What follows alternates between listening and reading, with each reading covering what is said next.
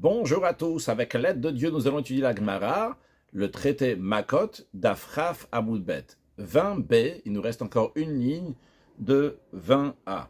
On avait appris dans la Braïta qu'on n'a pas le droit de faire de kocha, c'est-à-dire une tonsure, de s'arracher les cheveux pour un mort. Et on a dit que si quelqu'un il s'est arraché les cheveux 4 ou 5 fois pour le même mort, eh bien, il est passif de 4 ou 5 fois malkout parce qu'il a transgressé plusieurs fois. Sur ça, la Gemara s'interroge. C'est 4 ou 5 tonsures. Comment elle peut être comprise? À quoi ça ressemble? C'est quoi le cas exactement? Disons que c'est 5 tonsures consécutives. C'est-à-dire qu'il ne les a pas fait en même temps. Il a arraché une fois les cheveux, après une deuxième fois, une troisième, quatrième fois, après une cinquième fois. Et à chaque fois, avant qu'il va s'arracher les cheveux, il y a une attra, il y a eu un avertissement, on l'a mis en garde, on a dit attention, sache que c'est interdit de s'arracher les cheveux pour un mort. Et si tu vas le faire, tu vas avoir malchut. Et tout de suite après, dans les quelques secondes qu'il y a eu après, ce qu'on appelle torque des dibour, le temps de dire Shalom Aleichem Rabbi, juste après ça, donc on lui a averti, on l'a mis en garde, il a arraché les cheveux, et il a fait ça une fois, deux fois, trois fois, et à chaque fois il y avait un trait, il y avait la mise en garde. La Gemara dit pshita, dans ce cas-là, c'est évident qu'il est passible de malchut plusieurs fois pour chaque fois qu'il a fait. Passons d'Afraf Amoudbet 20b. Elle a, comme la Gemara dit, il faut dire bechada atra. Il faut dire qu'il y a une seule mise en garde qui a été faite. Mais dans ce cas-là, la Gemara demande, mais Mechayev, est-ce qu'il serait passible de plusieurs peines de malchut si on l'a averti une seule fois et il s'est arraché les cheveux donc plusieurs fois? Ve'atnan. Pourtant, on a cité dans une Mishnah. Nazir. Nazir, c'est quelqu'un qui a dit je suis Nazir. Et en conséquence, il n'a pas le droit de boire du vin, il n'a pas le droit de se rendre impur pour les morts, et il n'a pas le droit de se couper les cheveux.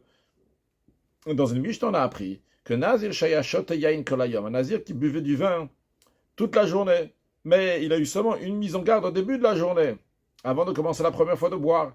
Et il boit encore et encore et encore et encore. Et évidemment, quand on dit que Shayashot Yain Kolayom toute la journée, c'est pas qu'il ne s'est pas arrêté constamment, parce que c'est pas possible de boire constamment. C'est qu'il a bu un peu maintenant, encore un peu après, encore, etc.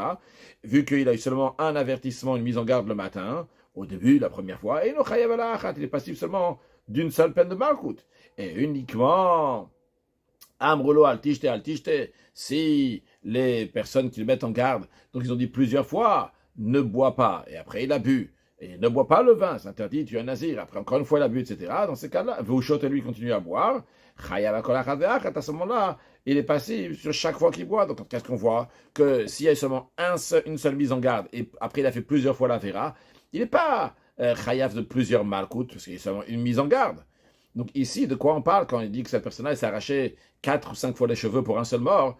Il serait chayav 4 ou 5 fois malkout. S'il y a eu seulement un seul avertissement, alors dans ce cas-là, il va recevoir seulement une seule fois malkout. S'il y a eu plusieurs à chaque fois, eh bien c'est évident qu'à chaque fois, il va recevoir malkout. Sur le texte du Rivan, en haut à gauche, Hachi Garsinan, El Abechada Atra, la Gemara dit en effet, on ne parle pas qu'il y a eu 4 ou 5 avertissements, mais il y en a eu un seul. Mais le Rivan nous dit, V'lo Garsinan Bevatarat. On ne dit pas qu'après, donc, ils les arrachaient en une seule fois. Elle a. Il y a une autre version comme ça, il me semble que le Tosfot, il soutient, il explique aussi cette version-là. En tout cas, elle a des Atru Bechada Atra. Donc, de quoi on parle ici? Qu'on lui a mis seulement une seule mise en garde. Et lui, il est venu, et lui, donc, il l'a arraché une fois, et après encore une fois, plusieurs fois. Mais dans ces cas-là, si tu me dis c'est ça, Mimechayev, est-ce qu'on peut le rendre passible de plusieurs fois? Malkout, Vatnan, pourtant, c'est dans une Mishnah à propos du Nazir, qu'il a bu du vin une fois, plusieurs fois, etc. Des shtiyato, enochayev la achat, et il est passible une seule fois, Malkout, ou il veut le atubo, et la chadatra, vu qu'on lui a mis en garde seulement une seule mise en garde. Bien que quand il boit, c'est l'un après l'autre, il boit, après il reboit plus tard, après il reboit, etc. Parce que c'est vrai que l'expression est shoté yain kolayom, qui buvait du vin toute la journée, mais le Rivan nous dit des shtia vatachat kolayom leika, c'est pas possible de boire sans arrêt toute la journée. Dans un cas, par contre, on lui a dit altishte, à chaque fois qu'il allait reboire, on lui a dit ne bois pas parce que tu es nazir, c'est interdit. Donc, matrin bolechol shtia ou shtia, qu'on lui a averti pour chaque fois qu'il a bu. Dans ces cas-là, il serait chayav plusieurs fois de malkout. En tous les cas, la question est toujours là. Cette personne-là qui s'est arraché les cheveux par chagrin pour son être cher qui est mort, et il s'est racheté une fois, une deuxième fois il s'est arraché, une troisième fois, etc. Pourquoi il est chayav plusieurs fois malkout si on l'a fait seulement un seul avertissement, seulement une seule mise en garde.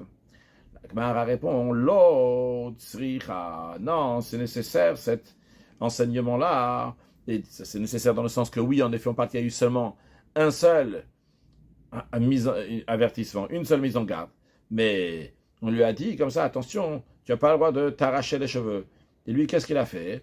Il avait, donc sur tous ses doigts de la main, il avait une crème dépilatoire. Donc il va mettre cette crème-là, après ça va arracher ses cheveux vont tomber. Il n'aura plus ses cheveux à l'endroit où il va mettre la crème dépilatoire. Il en avait sur les 5 doigts. Et on lui a fait une attra, on lui a mis en garde, on lui a dit attention, tu n'as pas le droit de t'arracher les cheveux.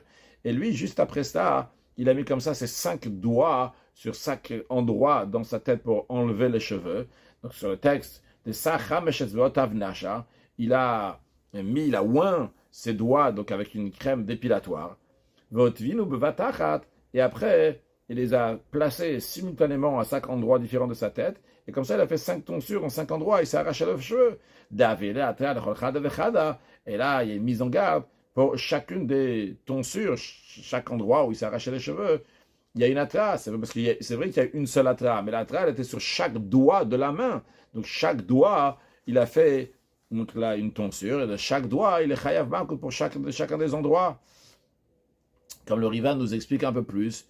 Nasha, c'est pirouche sam, donc c'est une crème chez Meshir et Sear qui enlève les cheveux, va Meno, et celui qui va se oindre avec, c'est-à-dire qui va déposer cette crème là sur lui, et notre sommaire Sear Begoufo, après ça, il n'y a pas de cheveux qui va repousser là-bas, donc c'est une crème qui est très forte, et qui enlève les cheveux, même définitivement, si j'ai bien compris le Rivan. Vodvinu bevatachat, donc il les a posés en une seule fois, Behem Komot, dans 5 endroits, de Havulo Hei Krichot. Donc là, il a fait 5 tonsures. Un seul mise en garde. Vu qu'il a fait ces 5 tonsures une seule fois. Pourquoi? Qu'est-ce que tu vois littéralement? Que ça va se poser la mise en garde sur ce doigt-là plus que l'autre doigt. Une deuxième chose de Rivan nous dit, il va traiter avec le michajwa. On ne dit pas que c'est une attra qui est dans le doute. On ne sait pas quel doigt il va utiliser après. Parce que la mise en garde, elle est sur tous les doigts. Ou mancha, elle est posée sur tous les doigts. Ou le altermit baralo, et tout de suite, il n'y a pas de doute, parce que tout de suite, on va clarifier, est-ce qu'il prête attention à cette mise en garde ou pas? S'il prête attention à cette mise en garde, il ne va pas s'arracher les cheveux. S'il ne va pas prêter attention, il va s'arracher les cheveux.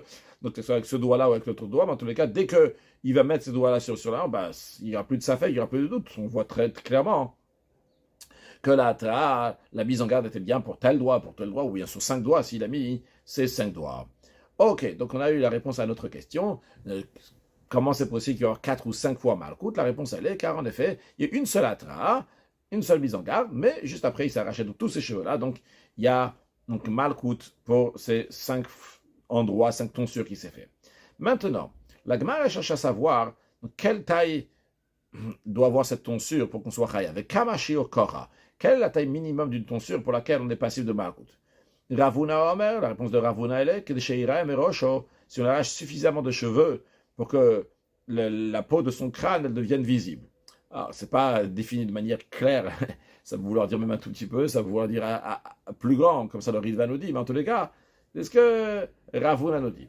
Rabbi Yochanan, d'abord Rivan, Sheira Merosho, Sheira Mipsararosh, Arom, qu'on va voir de la chair du crâne, Arom qui est nu, donc il n'y a pas de cheveux dessus. Deuxième opinion sur le texte d'Agmara, Rabbi Yochanan Rabbi Elazar Rabbi Shimon. Rabbi Yochanan, il dit au nom de Rabbi Elazar, fils de Rabbi Shimon, qui est grise, c'est si la tonsure fait la taille d'un haricot. Et l'Agmara dit que Tanae, c'est des machloket entre Ravuna et Rabbi Elazar et Rabbi Shimon, c'est la même machloket, donc il y a entre des Tanaïm, Kamashi ou Kocha, donc la machloket entre Ravuna et Rabbi Yochanan. C'est la même donc il y a entre Tanaïm, Kamashi ou Kocha, quelle est la taille minimum d'une tonsure pour laquelle on est passé de Malkout? Une réponse qui glisse, c'est la première opinion, qui dit que c'est la taille d'un haricot. D'autres disent que les Sheiraim Rosho, qu'il y a suffisamment de cheveux qui ont été enlevés pour qu'on puisse voir le crâne de sa tête. Amar Rav Yehuda bar Chaviva. Rav Yehuda, fils de Chaviva, il a dit que plié batlat Tanaï. Il dit que c'est une machloket en 3 Tanaïm, pas juste entre 2 Tanaïm, pas juste 2, un qui dit que c'est la taille d'un haricot, et l'autre qui dit donc on peut voir du crâne sans cheveux, mais il y a trois opinions. Combien donc c'est la korha, combien c'est cette tonsure-là? Chadomer tigris. Il y a un qui dit que la taille minimum pour être passif de Malkout, c'est la taille d'un haricot. Le Chadomer, le Sheira Meroshon. Un deuxième qui dit que suffisamment de cheveux pour que la peau de sa tête devienne visible. Le Chadomer, et un qui dit Kishte Sarot, un qui dit que c'est la taille de 2 cheveux. Veika de Mapi Kishte Sarot ou Maya Bekadasha. Après qu'on a vu donc déjà qu'il y a trois opinions, et on nous dit que dans ces trois opinions, on va garder 3 opinions, mais dans les 3 opinions, il y en a qui enlèvent l'opinion qui dit 2 cheveux, et à la place, il dit une opinion qui dit que c'est la taille d'un lentille. Donc, d'après ça, donc, qu'est-ce qui en ressort? C'est les 3 opinions. C'est 1, la taille d'un haricot, 2, la peau du crâne visible, 3, la taille d'un lentille. Maintenant, Vesimanach est le signe que tu peux avoir, ça pour se rappeler, signe mnémotechnique, pour se rappeler qu'est-ce qui a remplacé, eh bien, tu peux te rappeler par une autre Mishnah, quand on parle du Metzora, du lépreux, quelqu'un qui a une tache blanche, doit avoir certaines tailles et aussi à l'intérieur de cette tache blanche, il doit y avoir donc certaines choses, que ce soit un poil blanc, que ce soit donc de la chair vive qui est à l'intérieur. Alors il dit Baheret qui glisse. Donc la Baheret, c'est la taille d'un haricot. Ou Mirka, une posen, Bekadasha, donc c'est la taille d'une lentille. Et Rivan nous dit Amaraviuda Bachaviva Pligibatlat Tanae, Ika de Mafichte Searot.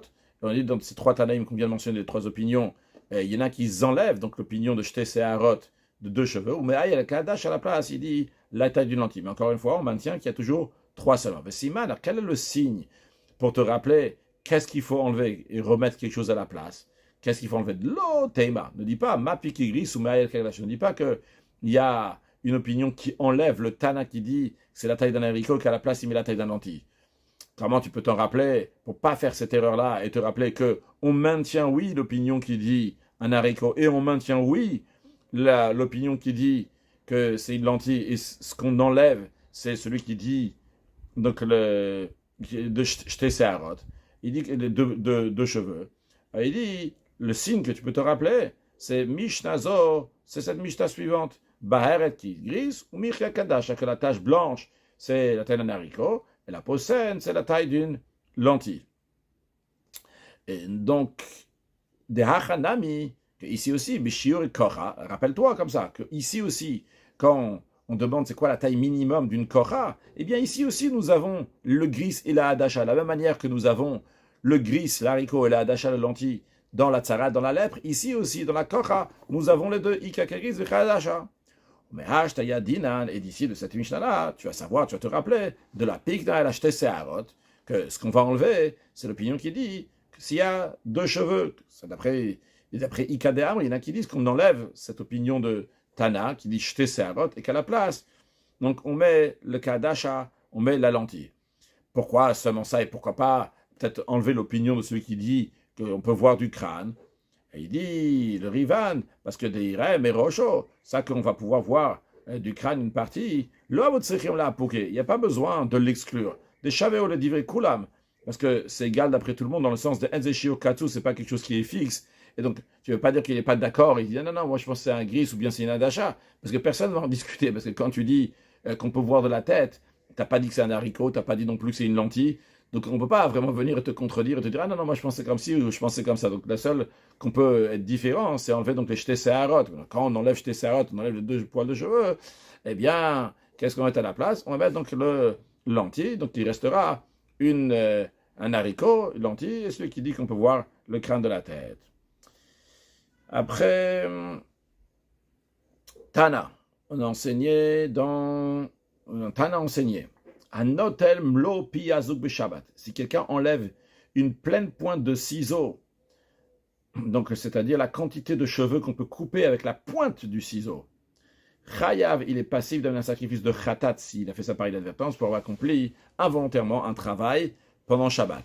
Hachi Garsinan, donc le Riva nous dit ainsi la Girsa, Tana anotem lo piyazuk b'Shabbat. Le Tana a enseigné celui qui prend le piazouk, donc la pointe de ciseau pendant Shabbat, ça veut couper des cheveux de la taille de pointe de ciseau. Velo garsinan tanya, on ne dit pas tanya, on ne dit pas c'est une braïta. Piazouk, la traduction de piazouk, c'est choudan shavis pareil, donc la pointe des ciseaux, comme on a traduit que c'est la pointe des ciseaux, c'est la quantité de cheveux qu'on peut couper avec la pointe de ciseaux. Alors, Vekama Mopliazuk, donc ça c'est ce que tu as enseigné. La Gemara demande Vekama Mlopiazuk, c'est combien de cheveux que contient une pointe de ciseaux? C'est pas très clair, c'est quoi une pointe de ciseaux? Alors la Gemara répond Amar Rav Yehuda il a dit Shtaim, que c'est 2 cheveux. La Gemara demande Vatanya, pourtant on a enseigné plus loin dans la même braïta que les Kocha Shtaim. On a dit qu'à propos, pour Shabbat, c'est Mlopiazuk, ce qu'on vient de voir, c'est si on lève la pointe de ciseaux, mais en ce qui concerne la Kocha, à propos de l'interdiction de faire une tonsure, la quantité minimale, il y a écrit, c'est 2 cheveux. Ah, si on dit que les kocha c'est shtaim, c'est-à-dire que pour ce qui a été dit avant pour Shabbat, c'est pas 2 cheveux, parce qu'a priori ça veut dire dans ce cas c'est exactement la même chose. Alors la Gemara a dit oui, c'est la même chose. Et il faut dire, il faut interpréter la braïta de manière suivante.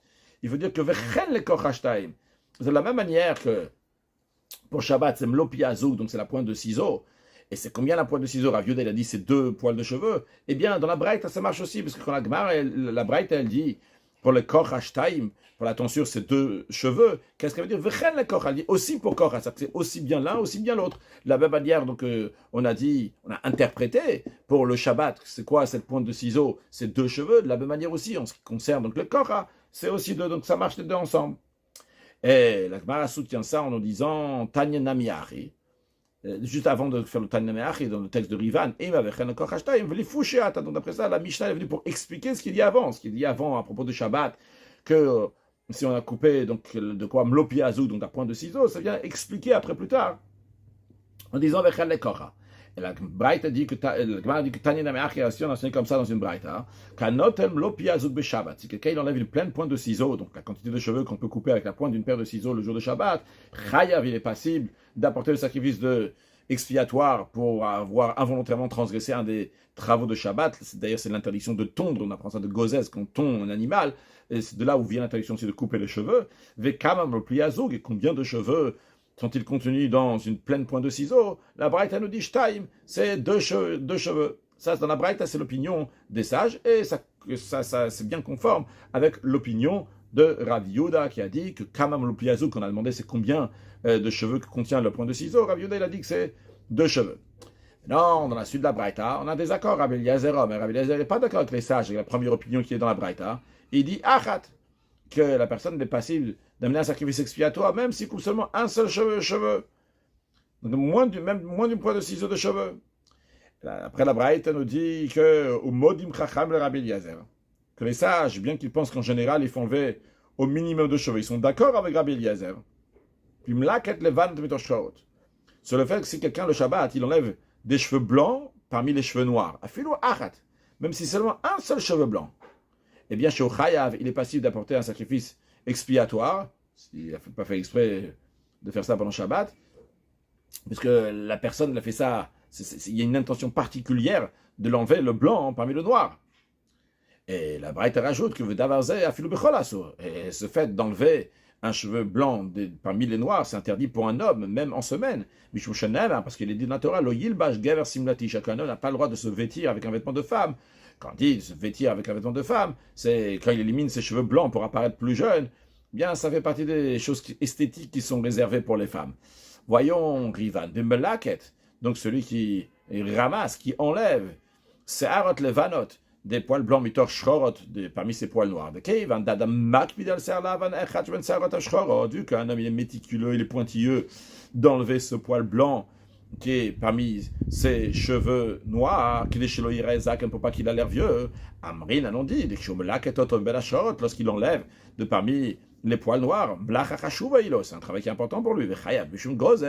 Et il est passé de transgresser gozez, avoir tondu, qui va de chaïch, le gizizazo, vu qu'il s'intéresse à cette tonte, à se couper ses cheveux-là. Après, le Riva nous dit que Shchorot, Metor Levan, notre garçon, on ne fait pas la version que s'il a enlevé des cheveux noirs parmi les blancs.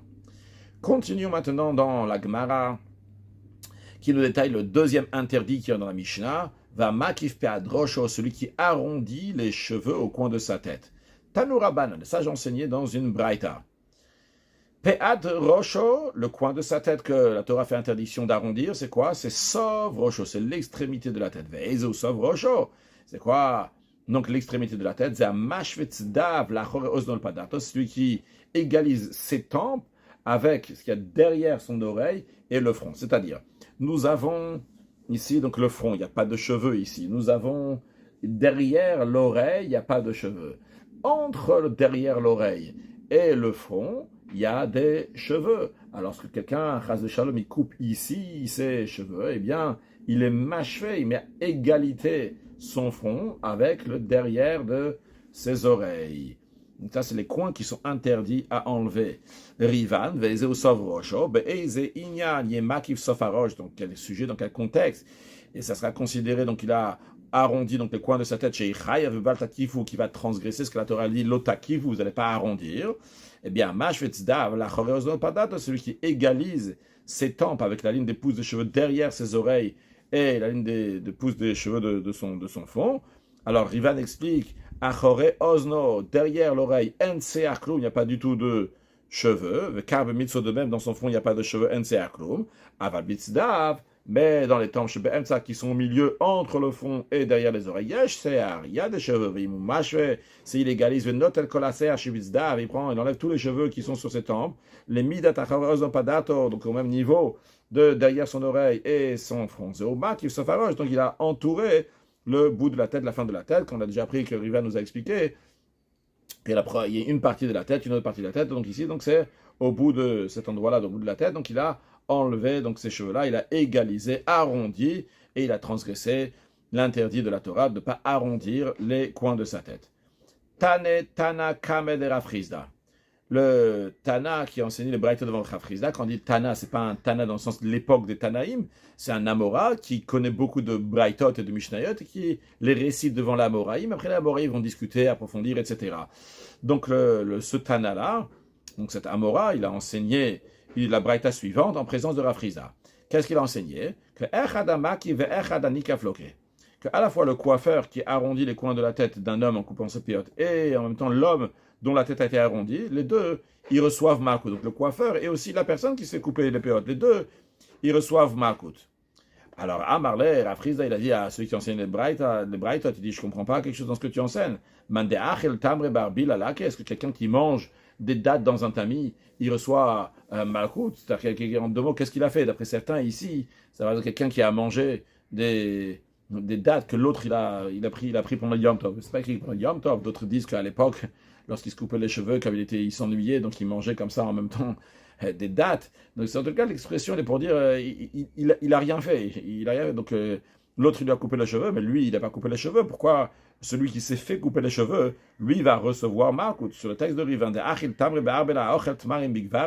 celui qui mange des dattes dans un tamis, il va recevoir Malkout, bitmia, avec étonnement, qu'est-ce qu'il a fait de mal? Kelomar, c'est-à-dire en d'autres mots, nikaf mapacha, celui qui s'est fait couper les péotes, qu'est-ce qu'il a fauté? Sholoke, il reçoit Malkout. Lachem boma, c'est ave. Velolil, c'est ininterdit, qu'il n'y a pas d'action, il ne reçoit pas Malkout. C'est-à-dire, on a déjà appris dans le passé qu'en général, l'Av Shem Boma, en général, c'est l'opinion en général, elle est que l'Av Shem Boma, c'est si quelqu'un a transgressé, mais il n'a pas fait d'action, il ne reçoit pas Malkout. Lui, il n'a rien fait. Il était chez le coiffeur, il a les bras croisés, c'est le coiffeur qui lui a coupé les cheveux. Le coiffeur, lui, reçoit Malkout. Mais qu'est-ce que lui, il a fait?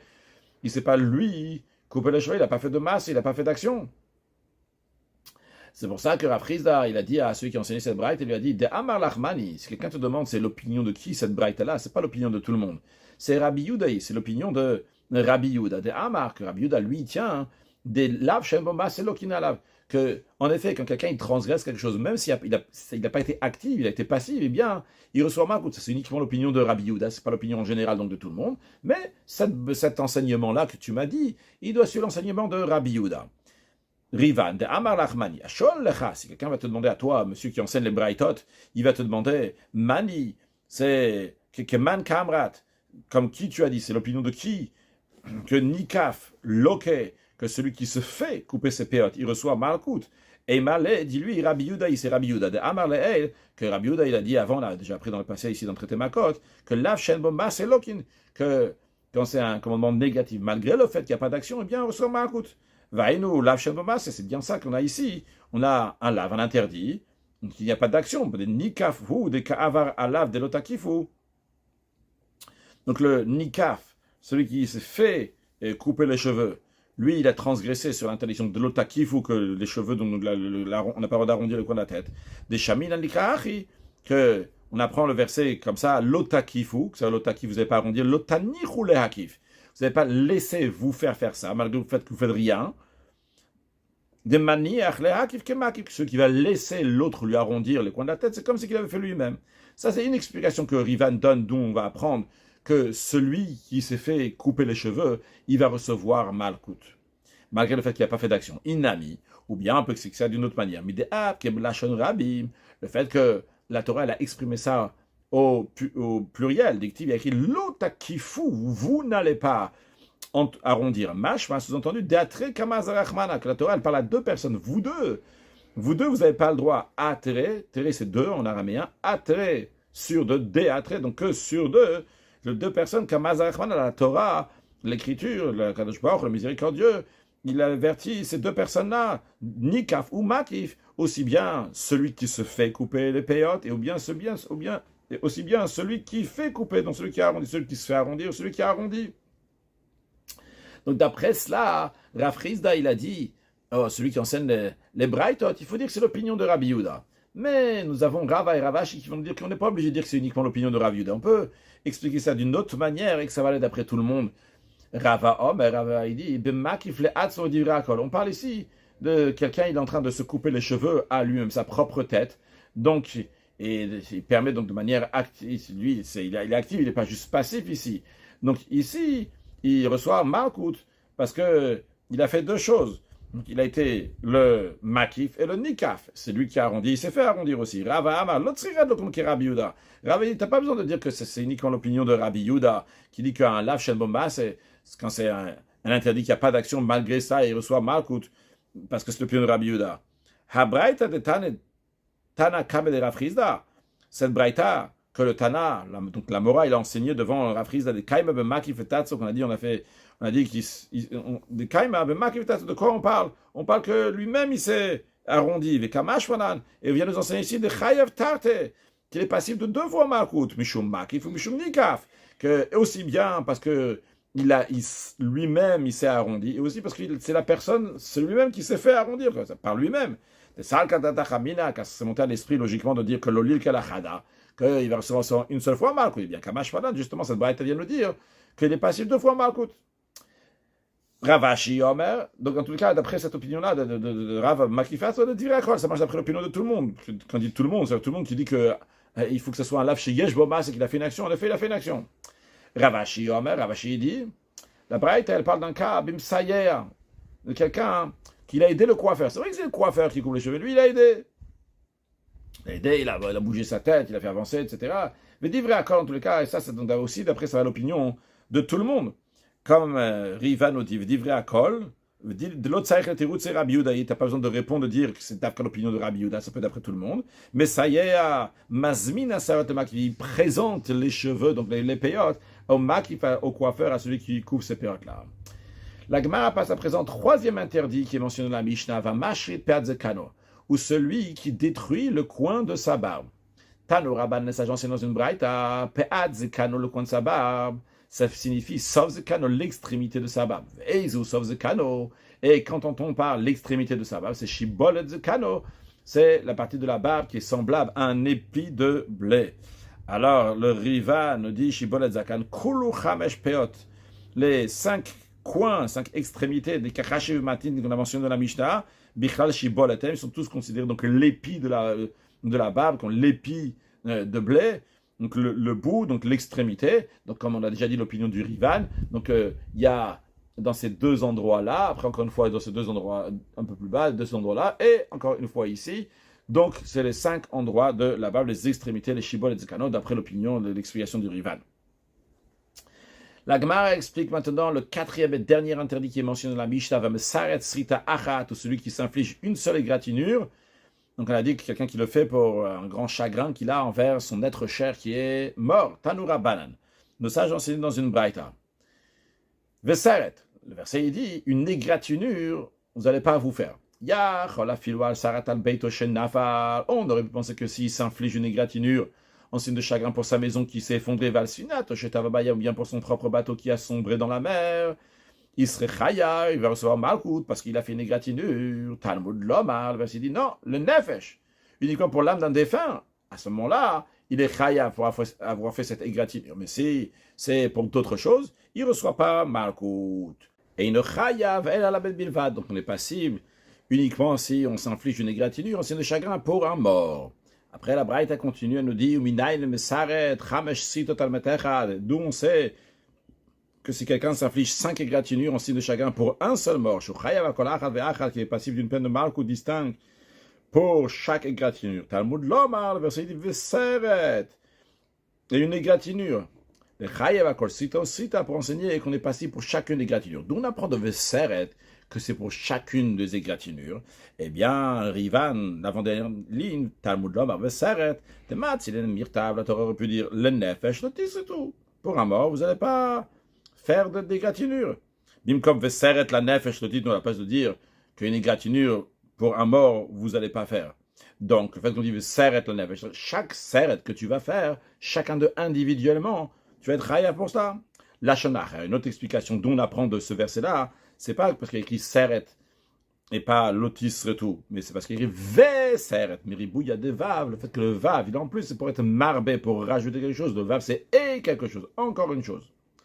Rabbi Yossé Omer, Rabbi Yossé, il dit, d'ailleurs, avant de continuer dans la Gemara, le Rivan nous dit que Rabbi Yossé, Mosif Chiyuve, vient rajouter encore une interdiction. Rabbi Yossé Omer, il dit, Minaï, Mesaret, Srita, Achat, Al-Chamish, Betim, d'où on sait que c'est quelqu'un qui a fait une seule égratignure pour 5 morts, qui est passible sur chaque défunt. Talmud Lomar, le verset dit, le Nefesh. Pour l'âme d'un mort, le chayav nefesh le nefesh, c'est pour apprendre qu'il est passible pour chaque défunt pour lequel il a pratiqué cette égratignure. Alors, on verra dans la suite de la Gemara va poser une question sur Rabbi Yossé, mais nous, on va s'arrêter là. Donc, conclure avec une halakha. Tout d'abord, c'est interdit de se comporter comme une femme. Donc, c'est interdit, en effet, d'enlever les poils blancs de la tête, des cheveux qui sont noirs, parce que se comporter comme une femme. Conclure avec un mot de chassidoute.